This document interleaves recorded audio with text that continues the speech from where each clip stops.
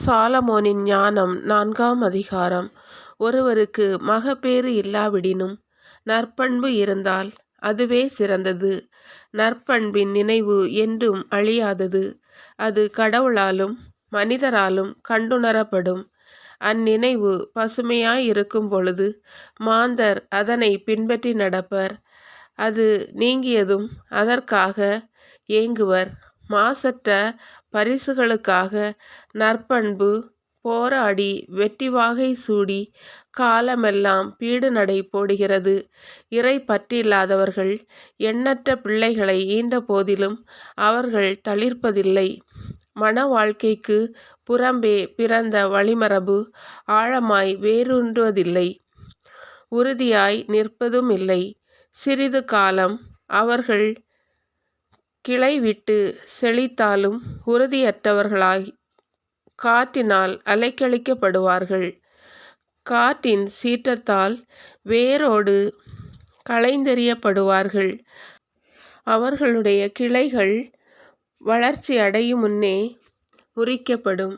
அவர்களுடைய கனிகள் பயனற்றவை.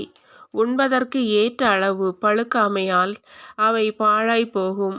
முறைகேடாய் பிறந்த பிள்ளைகளே தீர்ப்பு நாளில் தங்கள் பெற்றோரின் கூடா ஒழுக்கத்திற்கு சாட்சிகளாய் இருப்பார்கள். நீதிமான்கள் உரிய காலத்துக்கு முன் இறந்தாலும் இளைப்பாற்றி அடைவார்கள். முதுமையின் மதிப்பு நீடிய வாழ்வினால் வருவதன்று. ஆண்டுகளின் எண்ணிக்கை அதற்கு அளவுகோலன்று. ஞானமே மனிதர்க்கு உண்மையான நரை திரை, குற்றமற்ற வாழ்க்கையுமே உண்மையான பழுத்த முதுமை.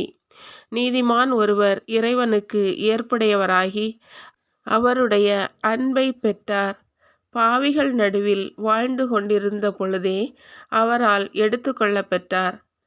தீமை அவரது அறிவு கூர்மையை திசை திருப்பாமல் இருக்கவும், வஞ்சகம் அவரது உள்ளத்தை மாசுபடுத்தாமல் இருக்கவுமே அவர் எடுத்து கொள்ளப்பெற்றார்.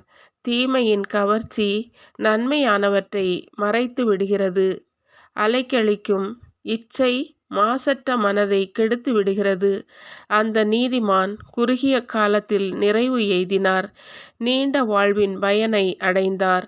அவரது ஆன்மா ஆண்டவருக்கு ஏற்புடையதாயிருந்தது. தீமை நடுவினின்று ஆண்டவர் அவரை விரைவில் எடுத்து கொண்டார். மக்கள் இதை பார்த்தார்கள், ஆனால் புரிந்து கொள்ளவில்லை. ஆண்டவர் தாம் தேர்ந்து கொண்டோர் மீது அருளும் இரக்கமும் காட்டுகின்றார். தம் தூயவர்களை சந்தித்து மீட்கிறார் என்பதை அவர்கள் மனதில் ஏற்கவும் இல்லை. இறந்து போன நீதிமான்கள் உயிர் வாழ்கின்ற இறை பற்றில்லாதவர்களை கண்டனம் செய்வார்கள். விரைவில் பக்குவமடைந்த இளைஞர்கள் நீண்ட நாள் வாழும் தீய முதியவர்களை கண்டனம் செய்வார்கள். இறை பற்றில்லாதவர்கள் ஞானிகளின் முடிவை காண்பார்கள். ஆனால் ஆண்டவர் அவர்களுக்காக எத்தகைய திட்டம் வகுத்துள்ளார் என்றும் எந்த நோக்கத்திற்காக அவர்களுக்கு பாதுகாப்பு அளித்துள்ளார் என்றும் அறிந்து கொள்ள மாட்டார்கள். அவர்கள் ஞானிகளைக் கண்டு ஏளனம் செய்வார்கள். ஆண்டவரோ அவர்களை பார்த்து எள்ளி நகையாடுவார்.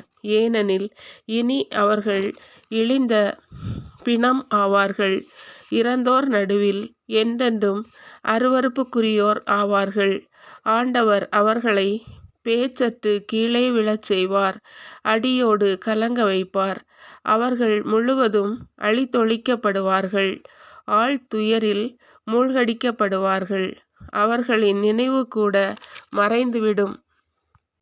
இறை பற்றில்லாதவர்களின் பாவங்களை கணக்கிடும் பொழுது அவர்கள் நடுங்கிக் கொண்டு வருவார்கள். அவர்களுடைய நெறிகெட்ட செயல்கள் அவர்களுக்கு எதிராக குற்றம் சாட்டும்.